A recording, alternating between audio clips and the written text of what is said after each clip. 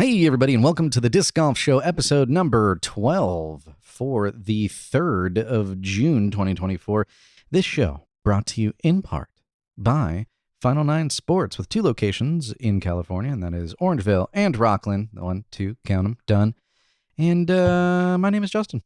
With me today is Nick. That's me. That guy. Yep. That guy. I'm getting so good at that. You are, and I'm proud of you. I'm proud of you. Oh, man. Yeah. You want to do your thing first, and then I'll jump into mine? Of course. Of course. So if you don't notice, which if you're watching, you should see, we're wearing a couple new shirts here today. We tend to wear, obviously, different clothing. But what's cool about these is this happens to be our local course, one of our local courses. It is Shady Oaks Disc Golf Course.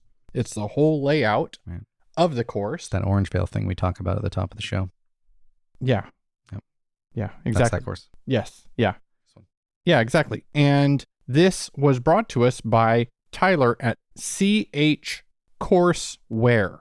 So if you go to chcourseware.etsy.com, So messing up your read. he'll do any course, and he can even customize them for you if you need some little caricature in there or dropped in there or whatever. He can do all that stuff. And yeah, he sent us a couple samples. And seeing as how this is our favorite local course, we asked him to put this on here. And I've thought about this. I've not only this, but I think he should also do, if he could, specific holes. Oh, okay. Like a featured hole? Yeah. Yeah. Like for me, it would be 18 because that's literally the only place in the world, apparently, I can get an ace. Right. So I would have asked, hey, can you just put hole 18 at Shady? You know what I mean? What does that feel like, getting an ace? I don't remember. It's been so long. I don't know. Yeah. I mean, it's fun. It is. It's exciting. But So I've heard. if there's any architecture that makes your course special or anything like that, or for tournaments, contact Tyler. Again, that website is via Etsy. So it's chcourseware.etsy.com to order your own. And they're comfortable. They're super comfortable. They're I like them. soft. I like that. I've always liked this soft, type of a feel. But here's the thing. They're not like super thin. No. Either. It's like a quality material. And I was worried. I'm always worried because I'm like tall and skinny. So usually the shirts that I get are like super loose.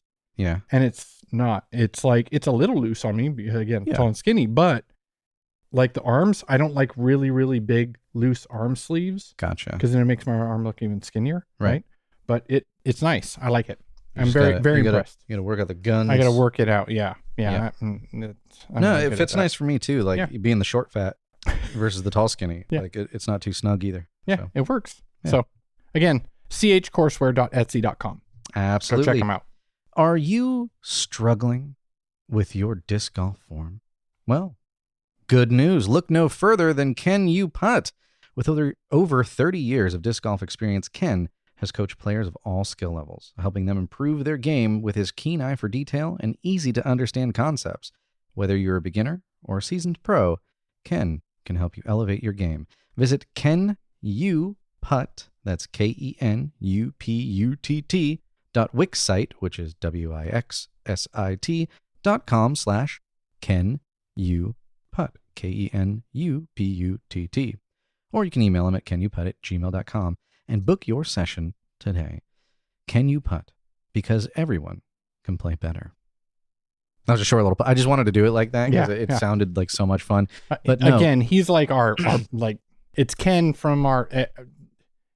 the super fan Ken. Yeah, everybody knows who Ken is. But he's also, as it turns out, which I didn't know until I talked about getting a coach on the show, he coaches. Which is awesome. Absolutely. And already I've gained about, I want to say 25 to 50 feet on my drive so far, and I'm still working on it. Like, I've already seen like an increase, like some of the rust coming off, and I've gotten there a little bit quicker and by quicker, I mean like from going out and practicing 4 sessions, giving him a couple of videos.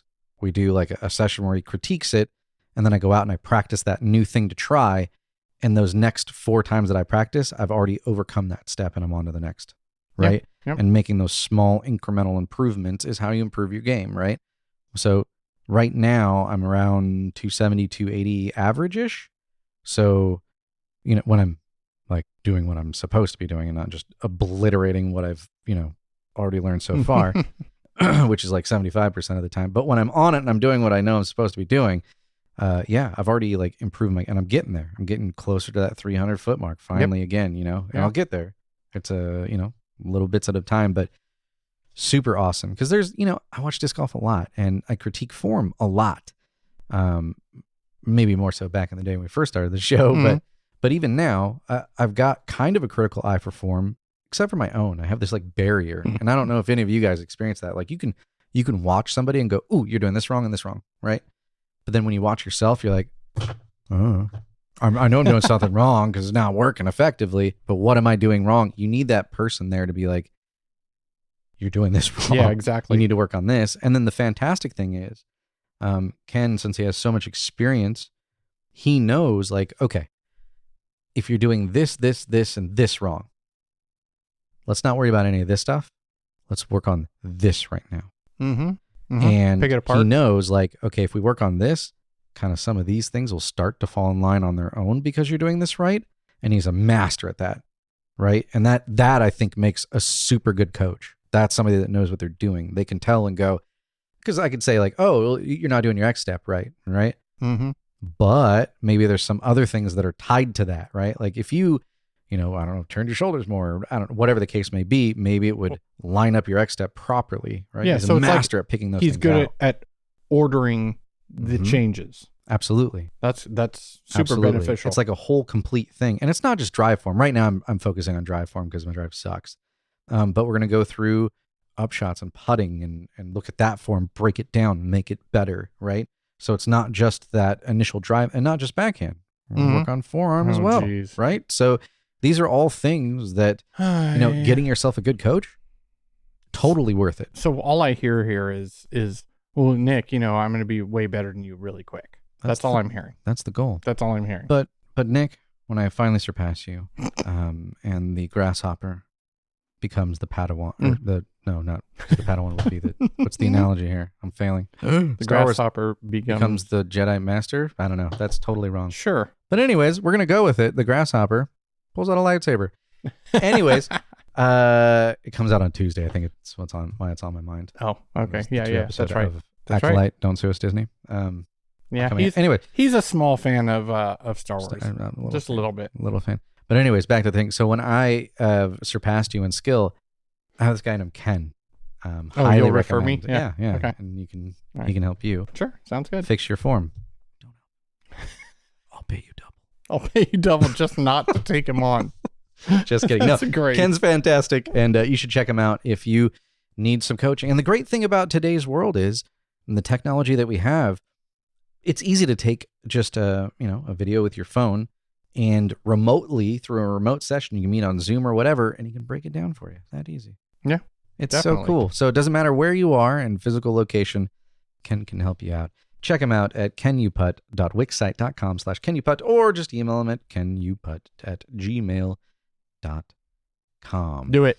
Real quick, before we go into the rest of the show and get into the meat and potatoes, as it were, did you guys notice we changed how we introed the show? No intro. Did you guys like that?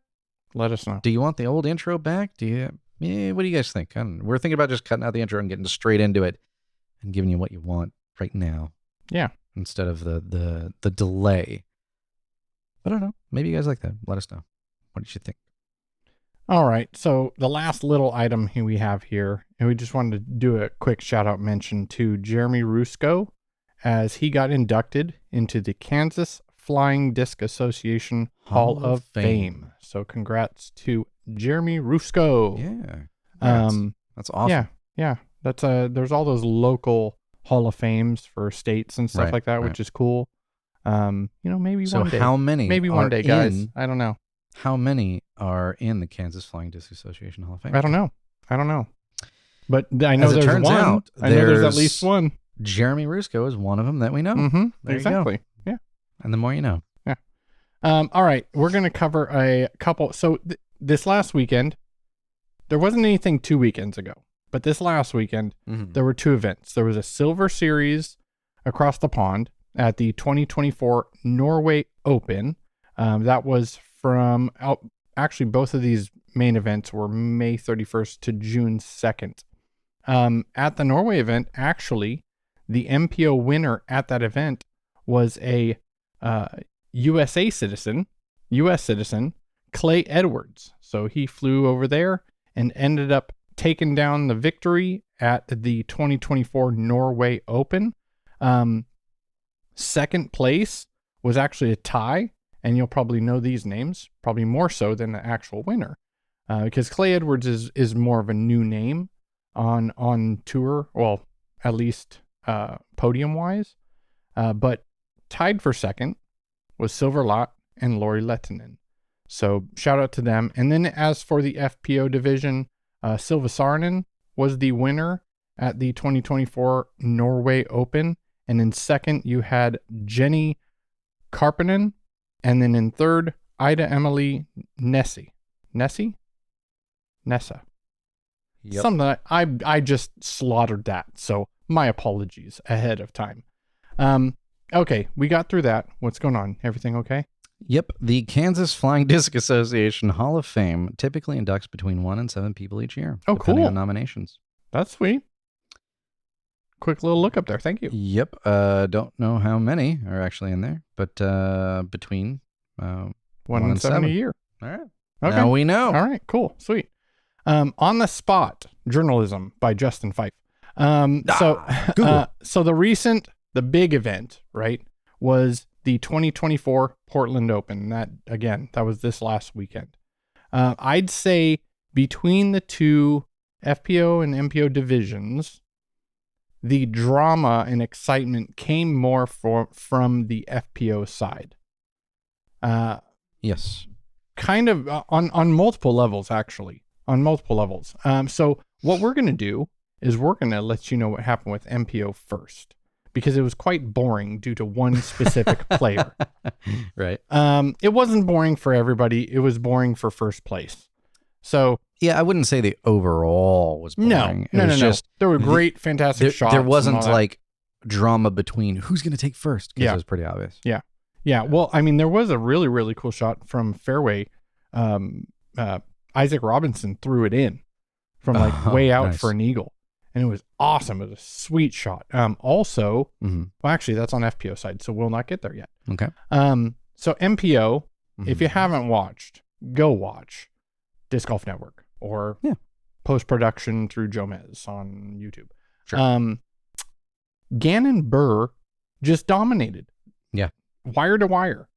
So he ended up, I believe it went like he was 2 under, right? Or he had 2 strokes after round 2.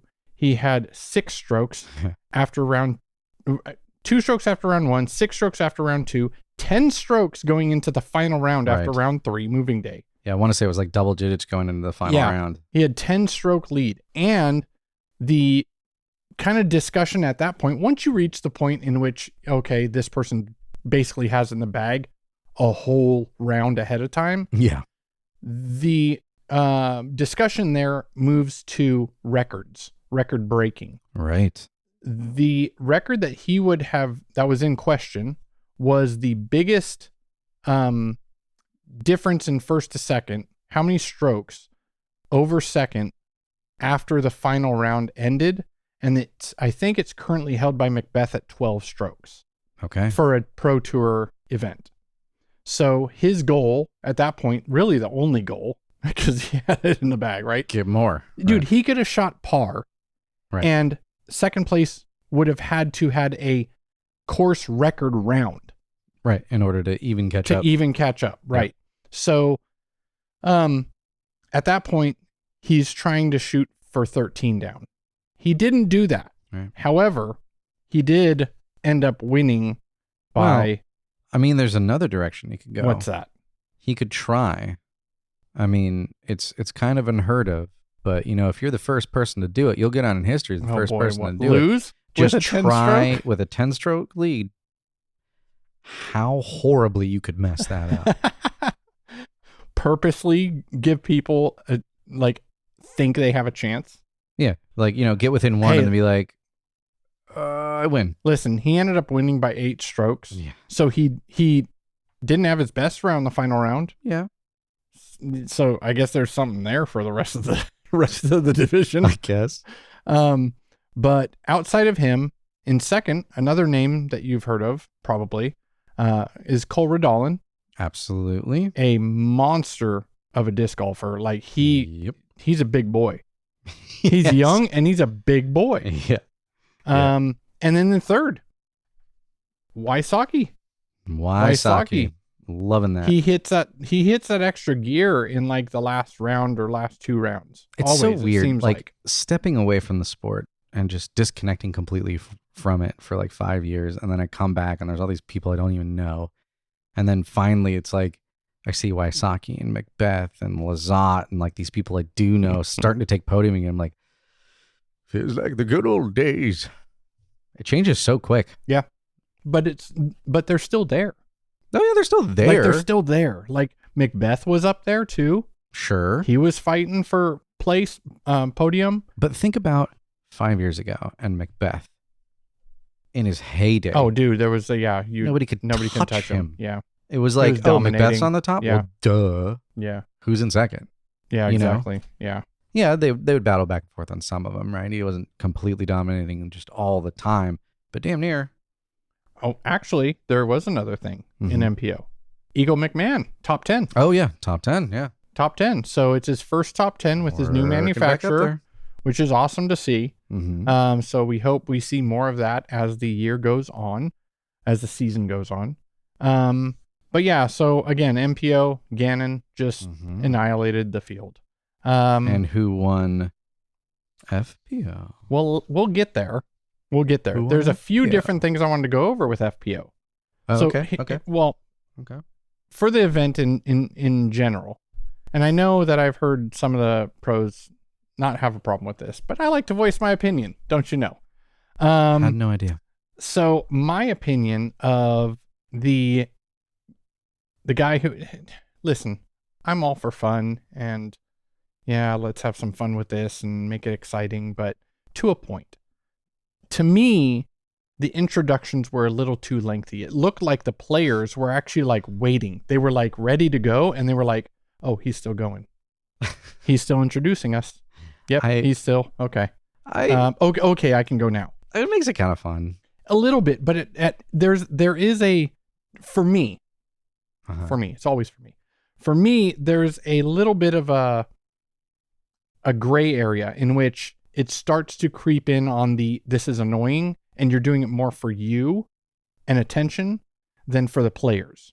Like there is some fun that can be had, but literally it just, some of the players, the introductions just felt a little too extended for me for a professional event.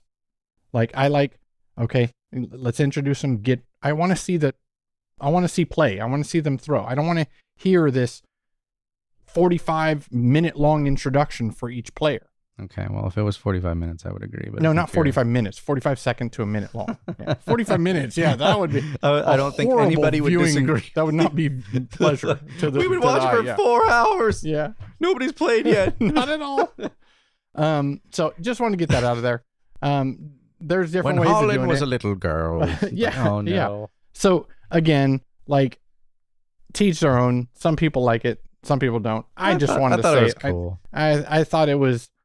I thought parts of it were cool. I think it was overall a little too much. Anyway, move on from that. Okay. I did notice that it seems like, and in the past, Missy Gannon has not been known for distance, but it seems like she's definitely worked on it to get more distance because against the cards that she was on, she was bombing them out there. So like it wasn't as, okay, so past few years, right? Okay. You were out of it. Yes. Her game really relied more on her putting because she has a great putt, right? Right. She has a dagger of a putt. Sure. But it was notated many times for the field that her distance was the thing that she lacked. Okay. Not that she was throwing short, it just wasn't as far. Right. So to me, I just wanted to say basically like a congratulations, because like that's just bettering her game overall. So it's good to see that. And her putts are still crazy good. So the other thing was a few other things, actually. Several other things. Owen Scoggins. Amazing player. I don't care. Like, dude, she's a Masters level, right? Yes. Division, able to play Masters. Yeah. Even on these big courses, I think it's the second largest course on tour. Yeah, I believe you're right. I think it is. I think they were saying that. I mean, she's still up there fighting for podium again. Absolutely. Like, and she doesn't have a lot of distance. No. But her game is so tight. Right. That she doesn't need the distance because she can make it up in her up shots or whatever. Yeah. She has such a solid game, and again, master putts for her putting, like her putts are insane. So I just wanted to I want to reiterate the fact that you don't have to throw the farthest to be competitive in FPO division. Like absolutely not. If you have a solid 3 to 350 distance. And you see it all the time too, or maybe it's, I don't know, maybe I see it a lot now too, because it's weird. It's like, I think this year so far, I have consistently watched live more FPO than MPO. Yeah. Because it seems by the time, we get to like MPO later on in the day, like in meetings or whatever, I can't like focus as much as I can when FPO starts in the morning. So I've seen a lot of the play throughout FPO on these tournaments, and you don't need to have a crazy distance in really on any of these, right? Like it helps somewhat, but if everything else is dialed in, it's not really necessary. Yeah, it's more like if you have the distance, that helps you if you're not as good in your up shots. Obviously. Yeah. Or if you're not as good on a second distance shot. Right. And you're more confident in your little up shots, your little in-betweens, then obviously the distance can benefit you. But it'll make it a little easier, Owen just smashes the fact that you do not need distance. No. You just have consistency. Absolutely. And That's the key. Way up there with consistency. Another thing, throughout this event, Holland Handley actually ended up setting the course record in the final round, because it was set in the second round by somebody else, and I'll get to that. Oh, okay. Holland Handley ended up having the course record of a 11 down, and she ended up finishing. This doesn't sound anything. She finished in second, so she was fighting, and she had a chance. The lead card, like it was still available to everybody depending on the lead player. Right. So that was good. Also, Sofia Donica. So it looks like some people were pronouncing it Donecki. Yeah, that's how I did hear somebody else say Donica. Okay. So Donica. Okay. Pick one. Tell me which one's wrong. Just reading it, I would have said Donecki, because it's Donneckce. Yeah. Like, but I could see Donica. Donica. Yeah. Anyway, so she is a player out of BC, Canada. British. This Canada. is her. Yeah, this was her second Pro Tour event that she played in, and she, again, like I said, in round 2, she actually set the course record prior to Holland at a 10 down. Out of nowhere. Right. Out of nowhere. Now, she does have athletic history. She is a multi-athlete, basically. A few of the things is rowing and rock climbing, and there are others, but those are kind of, and when you think about that, I was trying to think about, okay, well, how can those relate, right? A lot. Rowing rock is climbing. Strength, dude. Rowing is build your whole body. So is rock climbing. Rock climbing grip. The grip strength of rock climbers, and and even like your back and arm strength. Yeah, you're pulling body weight, and that all relates. So just think about that, like that pulling motion, that strength in your arms and your back. Yep. Relating to like there's something there. And we're starting rowing. to see. Well, we're also starting to see, and I did want to reiterate that as well, is like it's good to see other athletes from other Jumping sports, in. noticing that, you know what, this is a viable option. Mm-hmm. It's fun. Yeah. And it's competitive still. And those who Absolutely. have competitive nature, it aligns perfectly. Yeah. It is good to see some transferring of athletes, especially when it comes to some sports have a very lower age threshold on when you're done. Yeah. You know what I mean? Yeah. And if it's like baseball or something, like you're topping out in your 30s. yeah, you know, exactly. that's it. Maybe. Yeah, like at most, right? So it is good to see some of these players from the other sports coming over to us. But she ended up. Oh, mind you, I almost forgot. She has a PhD in chemistry as well. So also super smart. You know, she's super smart and super athletic. So anyways, she ended up finishing in third at her second DGPT event. And she's like, dude, I hope to see more. We will. Of Sophia. Yeah. Just from seeing that play, like, dude. Okay. Yeah, it was solid. It wasn't instantly a competitor. Obviously, there are things that she can adjust and tweak, but as a whole, her game was solid. Yeah. So pretty darn impressive. Yeah, it's good to see that. Now we can get to the winner. Yeah, who was that? FPO. And mind you, I don't know if it's just me, and I don't know if it's just her coming out of surgery. I wonder who could this be? Who would we be talking about? Yeah. It looks like she's been doing a lot of like workout and session. She doesn't look as petite as she used to. She looks like stronger. Oh, okay. I see what you're saying. In her form.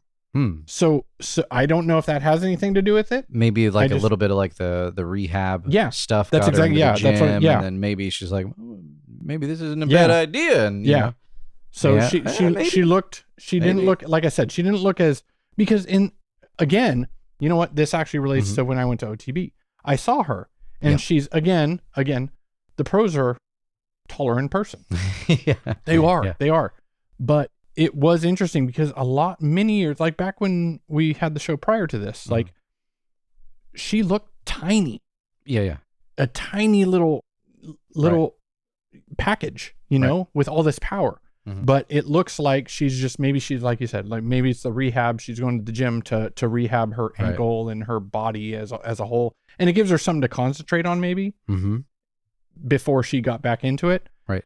But yeah, she ended up winning by 2 strokes. Dude. So which is, you know, it's not only amazing for her. I mean, that's absolutely fantastic. She's one of my favorite female pros, but she's also my female pro on my disc golf fantasy league. We're not talking about that yet. We're not there yet. Thank you, Paige. Keep it up. I want to see more. And congrats.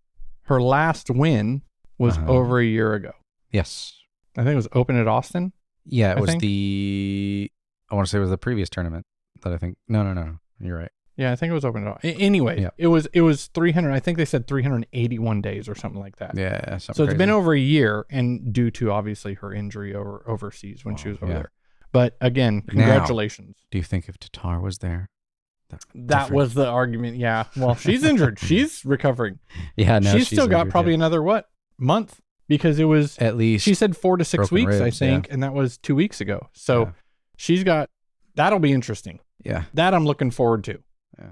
Take it in another month. Easy. Kristen. Take it slow. Yes. Yes. Broken ribs suck. Yeah. So, and then we'll have a battle, dude. Battle. Yes. I've been waiting for this. Yeah. So now the upcoming events prior to our next show, prior to episode 13, there's going to be, we're just mentioning a few here. There's another Europe Silver event, Heinola Open, the 2024. That's June 7th to 9th. So next weekend. And then I picked up a player for this. Oh, did you? Yep, the Beaver State Fling. You know who I picked up. I don't want to talk to you. You know who about I it. picked up. So June 7th to 9th, 2024. Also that weekend, Beaver State Fling. Who's coming back? Yes. Das, looking at you, buddy. I picked you up. You're on my roster for a reason. Okay, so I saw him doing an interview on Tour Life, right? You guys know. And he was like, I'm coming back, baby. Full swing. Going into it. It was interesting. I'm not doing this announcer stuff anymore. It was interesting because you know he's competitive. Oh, absolutely. He's a world champ. Like it's in him, right? So when Brody and Yuli were talking to him, you know that, hey, you know, if let's say you got a podium finish or maybe top 10, do you think that you'd come back on tour? He was like, hell yeah. And he was 300% in. He was, yeah. he was saying that, you know, right now, because of other obligations, Right. he's still doing the commentary. Right. So he's still working on getting better at that and everything. And So maybe I was projecting a little bit. Yeah. I mean, don't get me wrong. I would like to see him back on tour full time. Heck So yeah. Doss, do something about that next year. Absolutely. Next year, tour time. Tour time. Tour time. I like that. All right. Sponsored by Miller. Yeah. So yeah, Nate Doss will be back. So that one is going. I love watching Beaver State Milo McIver course. Yes. Again, we still need to go there. Oh, absolutely. We will. We still need to do a trip and go up there. I still want to, you know, we could, this is what we could do. We could use discdrifters.com. That's right. With the code, what is it? Disc Golf Show to save 25% off on planning your trip on select properties. Yeah. So we could do that and plan a trip. And then the other event just before our next episode is going to be June 14th to 16th, the 2024 Turku Open. Turku. So those are the three big events that are coming up between now and our next episode. Turku at? Is that Finland? Okay, I was about to say, isn't that? I'm pretty sure it's Finland. Okay, yeah, all right. All right, now guess what segment we're doing? Segment. We don't do segments anymore. I do like the callback though. Oh, maybe do you want to call back to the old format? Yeah, do you? You want segments again? The Pretty zipper sure or the bag, and No. people thinking it's a pants. That was great. That was always a fun one. We're like, what are they unzipping? A bag. A bag. What do you think? A bag. Where do your discs go? I didn't think about that sound Discs. effect. Discs. Yeah. Enunciate. Okay. Enunciate. All right. So check this out. All right. I discussed this recently with a friend of ours. Okay. Friend of the show. All right. Shout out Final Line. Okay. What is your opinion on raised baskets? Mm-hmm. Also, do you like the towers that are used at the DGPT Tour during the DGP Tour events? Or do you have an opinion on them? Yes and yes. You like them? I liked the raised baskets because it provides a different kind of challenge. Now, I like them actually in both respects of, like, when I'm on the course and I'm playing and there's a raised basket, I like the challenge of that. In the moment, I hate it. But like if the course was like, yeah, we're not going to do any raised baskets, I kind of enjoyed that. Like, it's not just like I'm putting into, like, there's a little bit of change now, right? And sometimes, like, when you, not me, but, you know, other people that are actually good at the game, you know, they got that drive. Oh man, if that basket was just 5 foot higher in the air, I would have aced it. Now you have that opportunity, right? I mean, it always leads to like dynamic things and like change. I like it. I like it in that respect, and I like seeing the pros being challenged. So I like that too. Now, do I like the towers on the DGPT Tour? Yes, I do like them. I like the challenge of that. I even like the aesthetics of it. I know you have a huge issue with it, but I got something to talk about, bro. I don't see it that way. So I enjoy it in every aspect of it. Yes, okay. I do. All right. What about you, Nick? Well, that's good for you. Let's move on. Now, okay. So again, for me, consistency is a big thing. Uh-huh. So when you're playing, for me, when I think about a raised basket, the purpose of a raised basket for me is to emulate a basket being taller on top of something without having that something underneath it, a hill, quote unquote, right? Okay, yeah. So for me, the hill is what creates the difficulty because of your stance, where it is on the hill, how steep it is, all that. Right. To do that, you're not emulating the hill because there's no hill there. So you still have a flat stance, and now you're putting up, sometimes over your head height, to a basket that can easily, at that height, spit out because of the angle that you're coming in with the putt. Sure. It's a lot harder to putt on those. A lot harder. It's a lot harder. Which, to me, again, for the whole like, oh, let's get as many birdies as possible, takes away from that aspect of it, right? Yeah.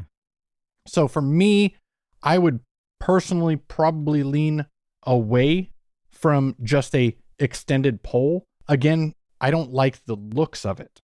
Mm-hmm. I don't like the looks of which, mind you, I don't know if you saw, so DGA made a post saying that they're actually selling pole extension, like a 5 foot extension. Yeah. Which again, So at the local you don't courses like or whatever, that's the fine. consistency and the aesthetics. I don't like the inconsistency of the looks of the aesthetics. Are you the type of person that goes so far with consistency and inconsistency? You're counting the peanuts in your crunchy peanut butter? Probably. Oh my gosh. Okay. Okay, when I eat like certain candies, I have a problem. Why does this not surprise me? I eat things in order. I Why have a does this- problem. I have a okay. problem, and I admit it. All right, I mean, first part of recovery. is knowing, right? Yep. So, anyways, again, and don't get me started on the towers. Don't get me started on the towers. I hate the stinking towers. Those are definitely inconsistent. They look horrible. I get advertising. Here's my solution. Here's my I didn't solution. even have to get him started. You use the towers Started for himself. what? What do they use the towers for? It's like a self-pull chain. What do they use the towers for? What are the towers for? To- Promotion, Yeah, and? advertisement. Okay. Put it in digitally in the video. Just like I hate those signs, the TP signs in front of the T pads. Then it Put it in. Oh, come on. Don't tell me cost. Post-production. Don't tell me cost. Because they're does. paying every time for those new things every single time. Tell me it costs that much more to go drop this logo into a video than it does to have a company print out these There's logos. a couple different things here. There's a couple different things. One, yes, I don't want to you hear hit it. the nail on the head. The company send them to you, right? Two, if you're the one now responsible for putting them into post-production, that's still time that it takes for somebody to drop in. But if you're talking about dropping that in live, that's a whole nother ball game. It is, but that's why there's a expense. network. That's why there's a network, and that's why there's professionals in that network that handle those things. I'm not saying they wouldn't have the manpower to do it, or it would be a manpower issue, Yeah. but that would definitely cost you more in technology if they don't already have it. Because think about it. Are they drawing lines right now live? I don't believe you. No, they're not. No, Right? they're not drawing them That's live. a huge upgrade to your But your they're dropping in infrastructure. the player information. Yeah, which is great. But that's not They're dropping it in and taking it out and dropping it in and taking it out. yeah, that's not as hard to do as superimposing something. But That's it's just a pretty logo. You difficult. just drop it on. Well, I guess depending on how they did it. Yeah. If they Yes, if they yes. didn't like drop it into the No. basket itself, I'm not talking about then, okay. making it look like it looks now. I'm saying the advertisement can be okay. posted in there in a okay. fashion that's In- easier and not so ugly. In that way, yes, then it wouldn't be Okay. that extreme. I Okay. thought you were talking about, well, just put it in there. Like, Superimpose the yeah, tower? I'm like, No, that's no. pretty. Yeah, no. With the movement. And Yeah, all, that's- no. I get pretty you. intense. I get your argument on that. Yeah. No, Yeah. and I agree with that. But Okay. no, I'm just Okay. saying if you Just want to put the logo advertise, somewhere else. yeah, put the Okay. logo in the top corner advertisement for that hole or whatever the sponsor of that hole is. It looks like a lighthouse, man. Every single time they put those up, it looks like a lighthouse. And then Doesn't bother me. then again, I can get on that tangent too. The pads underneath. Stop using square pads. They turn and then it's inconsistent for the next player. It's not the same angle. Mm-hmm. Put a round pad down there. It's a round pad. I like Hate triangles. mail at nick@discgolfshow.com. I guess. Yeah, think so it that's kinda my looks take. cool. Like, I get the idea. I get the Mhm. purpose. I just don't agree Right. with the process and Right. why they continue to do it. And the guy Carl that puts him on there, and that's his job. You don't like that guy either.